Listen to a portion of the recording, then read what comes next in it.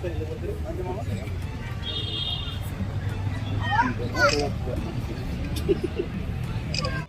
Chowk police ಠಾಣೆಯಲ್ಲಿ ಒಂದು ಪ್ರಕರಣ ದಾಖಲಾಗುತ್ತೆ. ಅಪರಾಧ ಸಂಖ್ಯೆ 187/2024 under section 179 and 180 along with 3 Clause 5 BNS ಅಡಿಯಲ್ಲಿ ಪ್ರಕರಣ ದಾಖಲಾಗುತ್ತೆ.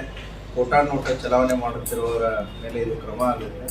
ಅವತ್ತಿನ ದಿನ ರಾತ್ರಿ 8 ಗಂಟೆಗೆ ಒಬ್ಬನು ರಾಜು ಮಮದಾಪುರ್ ಅನ್ನುವಂತಹ ನಮ್ಮ PSI ಅವರು ರೌಂಡ್ಸಲ್ಲಿದ್ದಾಗ ಒಬ್ಬ ವ್ಯಕ್ತಿ ರಿಯಾಜ್ ಕಾಸಿಂ ಸಾಬ್ ವಾಲಿಕಾರ್ ಅಂತೇಳಿ ಇದೊಂದು ಹಾಲಿನ ಅಂಗಡಿಗೆ ಹೋಗಿರ್ತಾನೆ. ಹಾಲಿನ ಅಂಗಡಿಯನ್ನು ಪತ್ತೆ ಮಾಡ್ತಾನೆ. ಅವ್ನು ಕೊಟ್ಟರು ನೋಟು ಕೋಟಾ ನೋಟಿದೆ ಅಂತ ಅವ್ರು PSIಗೆ ಮಾಹಿತಿ ಬರುತ್ತೆ. PSI ಹೋಗಿ ಚೆಕ್ ಮಾಡಿದಾಗ ಈ 5 ಕೋಟಾ ನೋಟುಗಳು ಅವನ ಹತ್ರ ಸಿಗ್ತವೆ.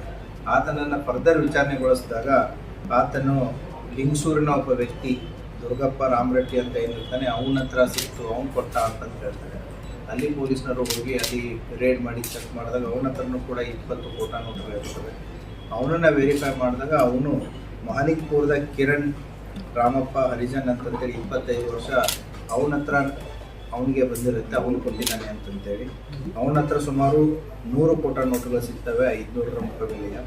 ಈ ಮಾಲಿಕ್ಪುರದ ಕಿರಣ್ ಭೀಮಪ್ಪ ಹರಿಜನನ್ನು ಎಂಕ್ವೈರಿ ಮಾಡಿದಾಗ ಅದು ಮತ್ತೆ ನಮ್ಮ ವಿಜಯಪುರ ಜಿಲ್ಲೆ ಕೋಲಾರ ಹತ್ತಿರದ ರಮೇಶ್ ಸವಳತೋಟ ಅನ್ನುವಂಥ ವ್ಯಕ್ತಿ ಈ ಥರ ಬಂದಿದೆ ಅಂತ ಮಾಹಿತಿ ಬರುತ್ತೆ.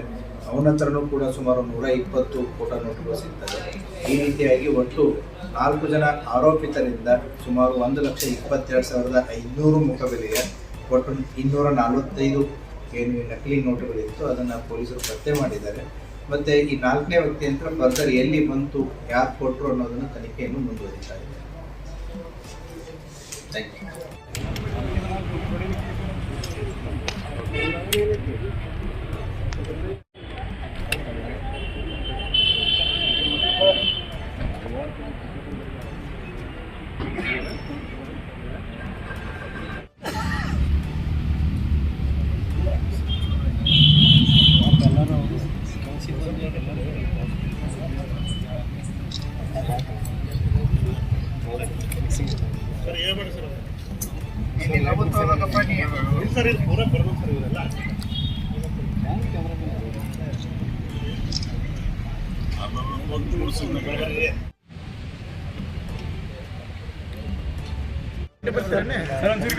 ಸರ್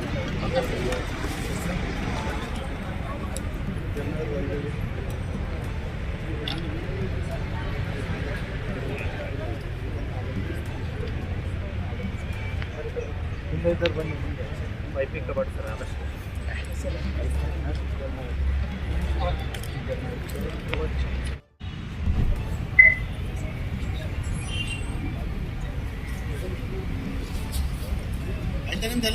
ಒಂದು ನಿಮಿಷ तुम्हें भी सर को ये पाल AC तुरु मला AC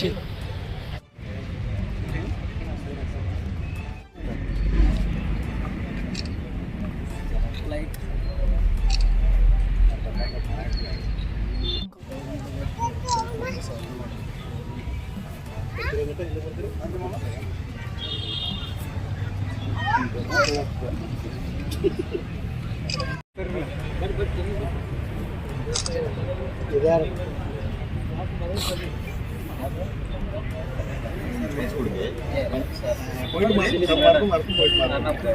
ಇದು